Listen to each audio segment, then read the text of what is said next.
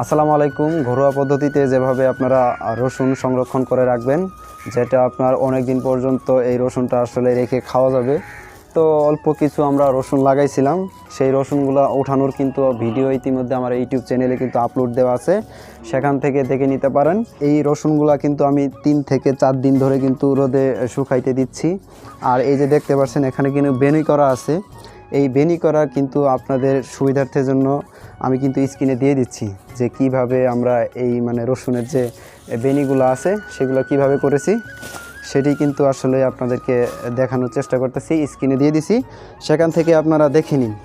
এগুলা কিন্তু আমরা দীর্ঘত প্রায় 4 দিন শুকানোর পরে কিন্তু আজকে আমাদের কাছে মনে হইলো যে এগুলো আসলেই পর্যাপ্ত পরিমাণ শুকাই গেছে। এই জন্যই কিন্তু আমরা আসলেই এখন এগুলা মুঠি বান্ধিতেছি। মুঠি বাঁধার পরে আপনাদের এই মুঠি বাঁধার পরে এগুলো আসলে কিভাবে রেখে দিয়েছি সেটাও কিন্তু ওই যে আপনাদের স্ক্রিনে কিন্তু দিয়ে দিচ্ছি, সেখান থেকে দেখে নেন। যে ঘরের যে উপরে ধন্না থাকে, সেই ধন্নাতে কিন্তু আসলে সেই ধন্নার উপরে কিন্তু এই রসুনগুলো আমরা এখন রেখে দিব। ইতিমধ্যে আপনারা স্ক্রিনে দেখতেই পাচ্ছেন যে ধন্নার উপর কিভাবে আমরা রেখে দিয়েছি। আপনারা চাইলে রসুন উঠানোর পরে রসুন না কাইটা রসুনের পুরা গাছ সহ এখানে কিন্তু এইভাবে রোদে শুকাইতে পারেন। রোদে শুকানোর পরে আপনারা এইভাবে এই যে গিরো দিয়ে নেবেন, আগালে গিরো নিয়ে দেবেন, অথবা আপনারা যে পদ্ধতিতে পারেন সেই পদ্ধতিতেই সংরক্ষণ করবেন। কিন্তু রসুন উঠানোর পরে 3-4 দিন অবশ্যই রোদে ভালোভাবে শুকিয়ে নেবেন, তাহলেই সেটা দীর্ঘদিন রসুনটা আসলে থাকবে। আর রসুনটা কোথায় রাখবেন?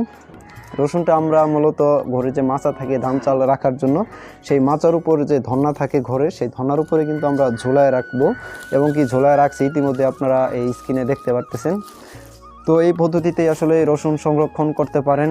এখানে কিন্তু এই যে কিছু রসুন দেখতে পাচ্ছেন, এখানে কিন্তু রসুন কিন্তু কাটা আছে, কারণ এগুলা রসুনের ঘাসগুলো ছিল, এগুলো কিন্তু মরে গেছিলো, এই জন্য আসলে এগুলো আমরা কেটে রেখে দিয়েছি, এগুলো আমরা আগে খাবো। তো আজকের ভিডিও এই পর্যন্ত। পরবর্তী ভিডিও পেতে চ্যানেলটিকে সাবস্ক্রাইব করে পাশে থাকুন। ধন্যবাদ।